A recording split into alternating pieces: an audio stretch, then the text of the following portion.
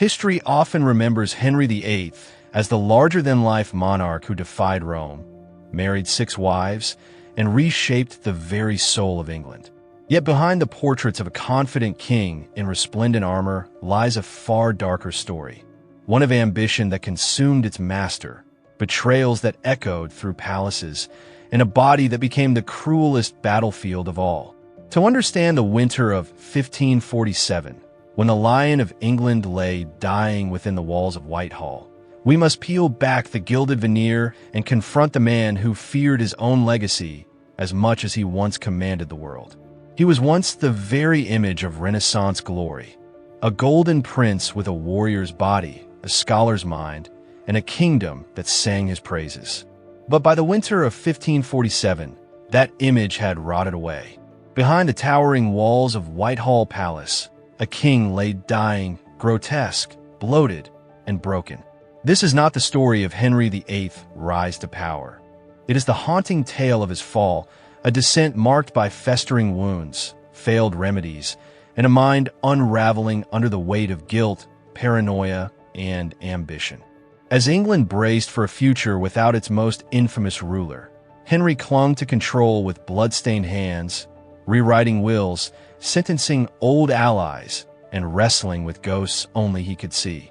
This is the final chapter of Henry VIII, a monarch who forged a new church, shattered countless lives, and ultimately became a prisoner of his own body and legacy. Let's go back to where the end began: blood and power. These were the driving forces behind the reign of King Henry VIII. As winter gripped England in 1547, the once mighty monarch lay in his chambers at Whitehall Palace, his body failing and decaying from within. Courtiers whispered in hushed tones, "The lion is dying." But even in his final hours, Henry remained dangerous, a ruler whose legacy was stained with the blood of 2 wives and many political enemies.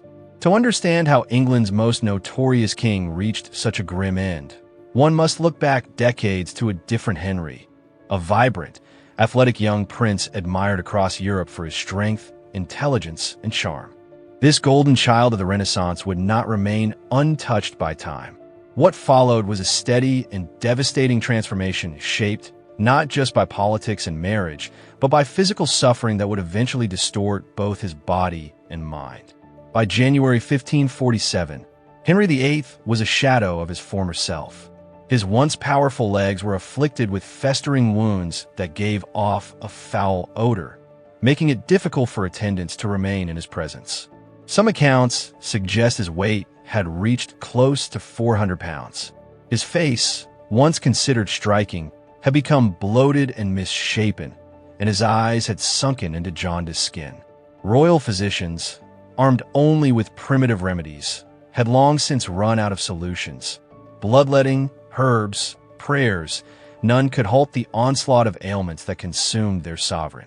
Modern historians speculate that Henry may have suffered from several chronic conditions, including type 2 diabetes, severe gout, and possibly a deep bone infection that caused him constant agony. But the physical pain was only part of the torment. His once formidable intellect had begun to slip. Known throughout his life for his temper, Henry's outbursts became more erratic, sometimes giving way to confusion or emotional detachment. Despite the pain and decline, court politics never paused. With Henry's 3rd wife, Jane Seymour, having given birth to his long-awaited male heir, young Edward, factions within the court were already jockeying for control of the future king. On one side stood conservative Catholics led by the Duke of Norfolk. On the other, reformist Protestants led by Edward Seymour, the child's uncle. Henry, increasingly paranoid and weakened, still signed death warrants with trembling hands as he tried to preserve his influence until the very end. The true state of the king's health was one of the best-kept secrets in England. Public declarations described him as hale and hearty, but those allowed into his chambers saw a far different reality. The air in the royal bedchamber was thick with the scent of decay, masked only slightly by incense. Draped in dark fabrics, the massive bed held the hulking frame of a man who had once embodied English power and pride. Some palace servants would later speak of hearing his cries echoing through the corridors at night. To ease his agony, Henry's doctors applied a bizarre range of treatments, from herbal paste to substances made from human remains, none of which brought real relief. Strong narcotics helped dull the pain, but further clouded his deteriorating mind. He drifted between lucidity and delusion, often haunted by visions of long-deceased rivals or late wives. In his clearer moments, he returned obsessively to his will, determined to control the succession and the fate of his dynasty from beyond the grave. Those close to the king noticed with concern how he seemed spiritually unsettled. Having broken from the Catholic Church to establish his own, Henry now wavered in his religious directives. One day, he would request traditional Catholic rites. The next, he reaffirmed his support for Protestant reforms. His chaplain recorded that Henry suffered frequent nightmares, claiming to see the faces of people from his past standing silently at the foot of his bed, silent reminders of the toll of power. As death crept closer, rivalries in the court reached a boiling point. The Privy Council fractured, with various groups scrambling to position themselves around the young Prince Edward. The long-serving Duke of Norfolk, a survivor of countless intrigues, was finally arrested and sentenced to death in the king's name, a sentence narrowly avoided only because Henry died before it could be carried out. On January 27, 1547, the king suffered a violent seizure. Those present said it left him partially paralyzed, slurring his speech and struggling to breathe. Today, we would recognize it as a massive stroke. His doctors, desperate to preserve their own positions, attempted every remedy they could think of: burning irons, forced tonics, and last-minute prayers. Access to the king during this critical time was strictly controlled by Archbishop Thomas Cranmer, one of Henry's most trusted confidants. The secrecy wasn't only for the king's dignity. If news of Henry's condition leaked too early, it could incite panic, rebellion, or even foreign aggression. Even Queen Catherine Parr, Henry's sixth wife and a calming presence in his later years, was kept away during these final moments. Henry VIII died shortly after midnight on January 28, 1547. But even in death, he remained a towering figure, feared, studied, and remembered for the scale of his ambition and the cost it extracted from his soul and his nation.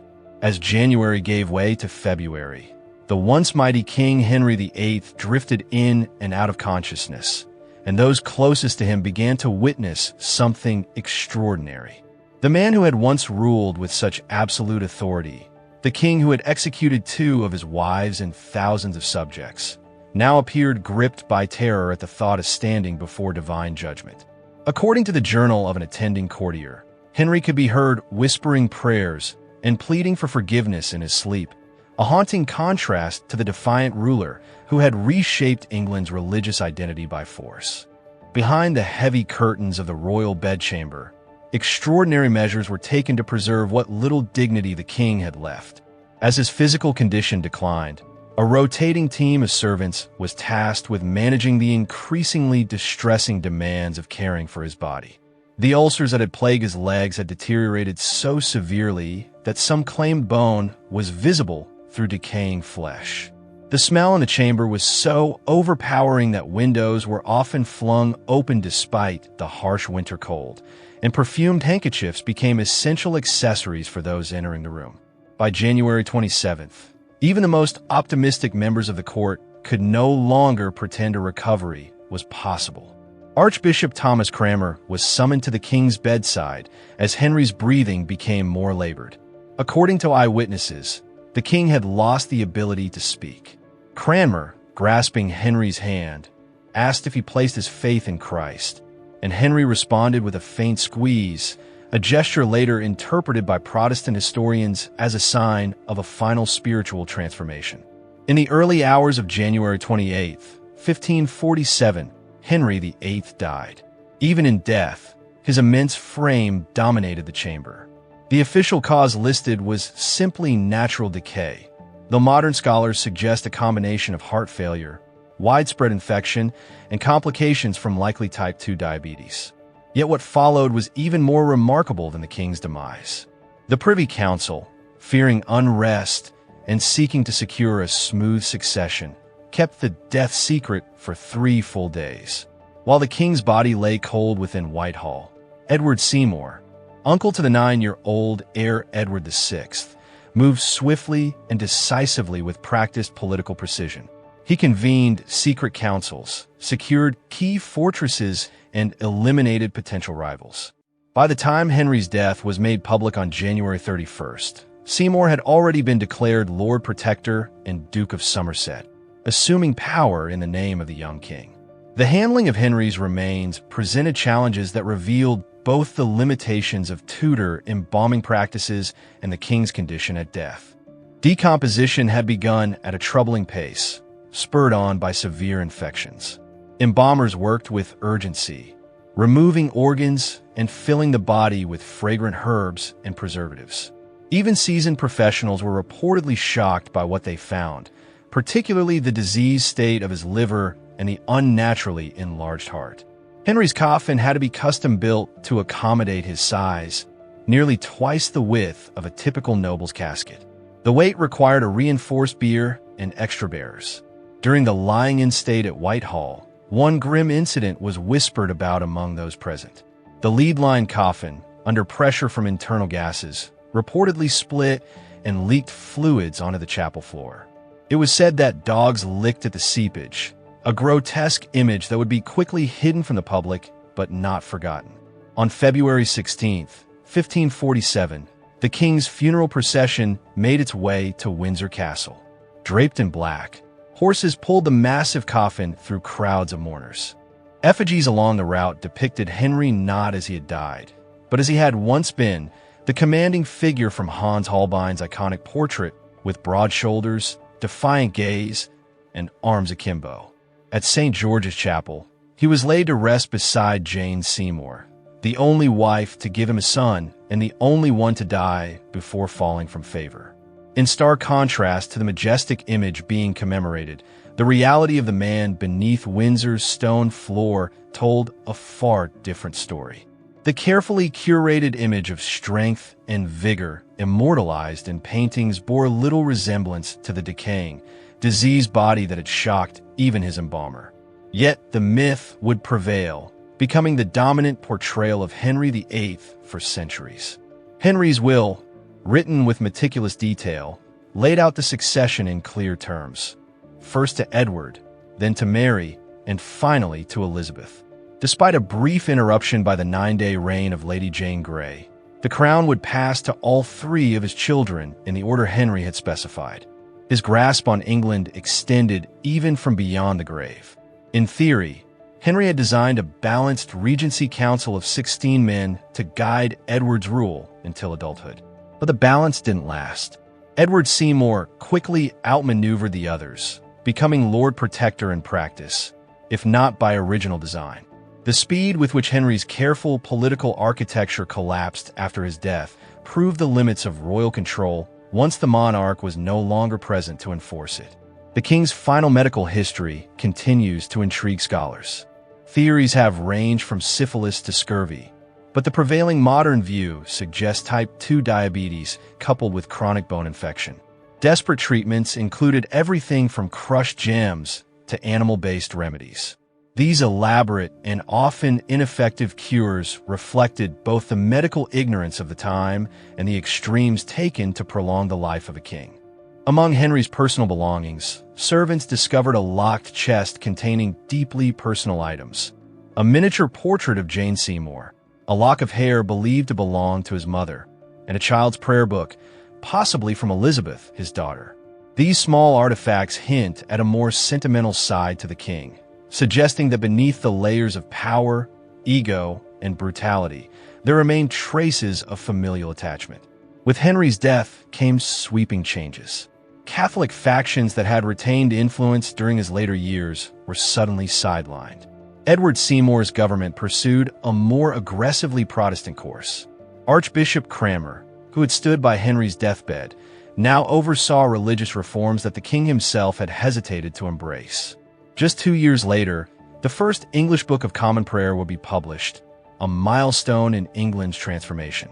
Henry VIII's religious legacy was and remains deeply contradictory. Though he broke from the Pope, he retained many Catholic doctrines. This ambiguity allowed both sides of the religious divide to claim him as their own.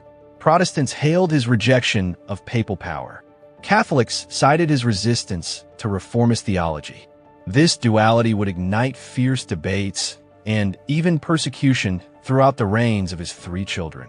England would swing between religious extremes in the decades that followed: radical Protestantism under Edward, Catholic resurgence under Mary, and finally, under Elizabeth I, a more measured settlement.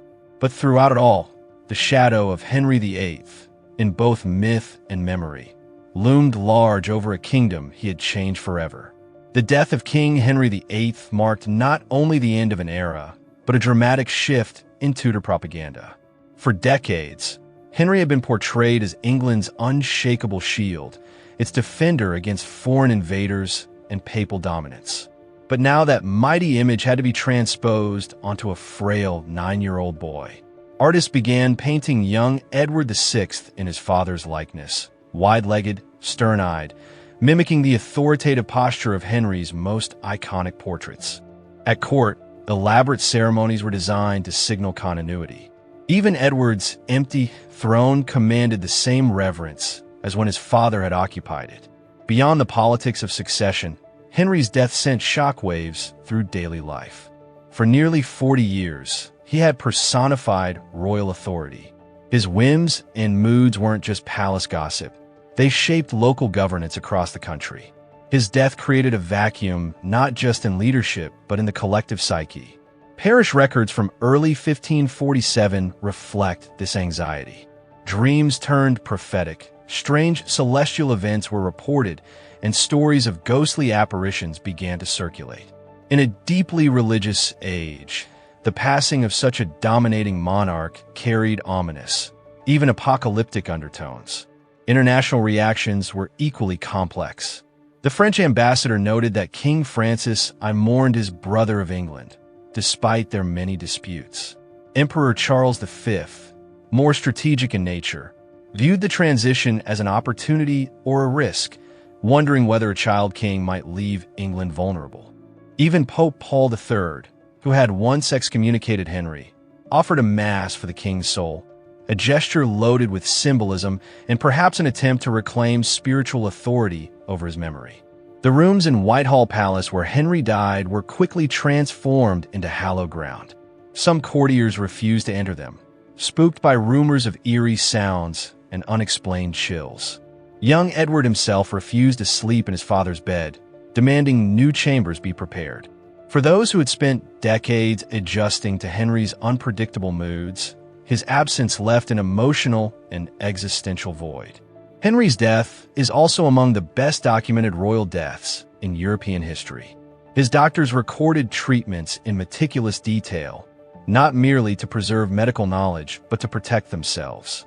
These records show a strange mix of ancient Galenic theory and newer Renaissance methods: hot cupping, herbal infusions, and early hydrotherapy. None of it worked. The king's suffering underscored the era's medical limitations, even for someone at the very top of society. His obsession with legacy continued even in death. Henry had commissioned a towering tomb that was to be the most extravagant in England, featuring 40 bronze statues and a massive equestrian figure of himself. Yet the grand project was never completed. Financial constraints halted the work, and years later, those grand bronze figures were melted down during the Civil War, a bitter irony for a man so obsessed with how history would remember him. In the days immediately following Henry's death, courtiers scrambled, some emerging from exile, others distancing themselves from the dead king's legacy. Letters from long-serving attendants speak of sudden unemployment and uncertainty. The skills once needed to manage Henry's erratic temperament had little value in Edward's far more restrained court. Some former favorites, unable to adapt to the shifting power dynamics, tragically ended their own lives. The transfer of power also marked a pivotal shift in English governance. Lord Protector Edward Seymour, ruling in the name of the child king, lacked Henry's commanding presence. He was forced to rely on consensus and counsel. Though briefly interrupted during Queen Mary's reign, This trend toward shared governance planted seeds that would grow during Elizabeth's rule and lay the foundation for England's future constitutional monarchy. Ironically, Henry's death weakened the very absolutism he had championed. Medical scholars continued to debate Henry's final illness for generations. In the Victorian era, some blamed moral failings, suggesting diseases like syphilis as divine punishment. In the 20th century, theories shifted to metabolic disorders such as diabetes and gout. More recent researchers have considered genetic conditions like McLeod syndrome or chronic traumatic brain injuries from his jousting days. Each interpretation reveals as much about the era proposing it as it does about the king himself. What happened to Henry's belongings after his death reveals Tudor England's complex views on death and remembrance. Items he had touched were treated as relics despite Protestant rejection of such beliefs. His final night clothes, stained by illness, were ceremonially burned. More valuable possessions, like his maps and astronomical tools, were carefully catalogued and passed on, often for Edward's education. The king's death also impacted those closest to him. Catherine Parr, his widow, observed a formal mourning period, then quickly married Thomas Seymour, her longtime love. Edward, now king in name, noted his father's death in his journal with chilling detachment. His daughters, Mary and Elizabeth, each faced uncertain futures. Mary clung to Catholicism and would later risk her life during Protestant uprisings. Elizabeth, still a child, walked a treacherous political tightrope amid questions of legitimacy. Both she and her sibling would eventually ascend to the throne, but only after surviving near-death experiences. Despite being surrounded by attendants, Henry died largely alone. Witnesses spoke of a quiet final moment with Archbishop Cranmer attempting last rites and receiving only a faint hand squeeze in reply. For all his power, Henry left this world in solitude, a stark reminder that death spares no one, not even kings. The machinery of governance faltered in the wake of his passing. Decisions that had been delayed, sometimes for trivial reasons, piled up. Henry had fostered a culture where only his word mattered. Without it, the government had to evolve. This chaos pushed forward a more robust administrative state, one that no longer depended entirely on a single man's judgment. Henry's funeral was his final theatrical performance. The procession featured black-draped horses, ceremonial weapons, and a wax effigy in full regalia atop the coffin. Thousands lined the roads from London to Windsor to pay tribute. Beneath the pageantry was a clear message. Kings may die, but the monarchy endures. Even those who tended to Henry in his final hours found themselves under scrutiny. Some doctors secured new patrons, while others faced quiet disgrace. Dr. Thomas Wendy, the man brave enough to tell the king he was dying, remained in royal service, a rare reward for honesty at court. The apothecaries weren't so lucky. Their records were combed for signs of incompetence or worse. In the 1800s, a renovation of Henry's burial vault provided new physical evidence. The enormous skeleton matched contemporary accounts of his size. Severe joint damage in the legs, consistent with descriptions of his ulcers, and forensic estimates suggest he may have weighed around 400 pounds at death. Ultimately, what makes Henry's death so compelling isn't just the drama, it's the lesson. The king who defied popes, built navies, and reshaped an entire nation could not command his body to obey. He raged at his doctors, insisting they restore him by royal command. But biology doesn't bend to crowns.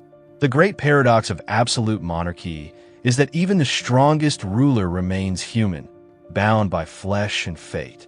After his passing, rival religious groups spun their own versions of his final moments.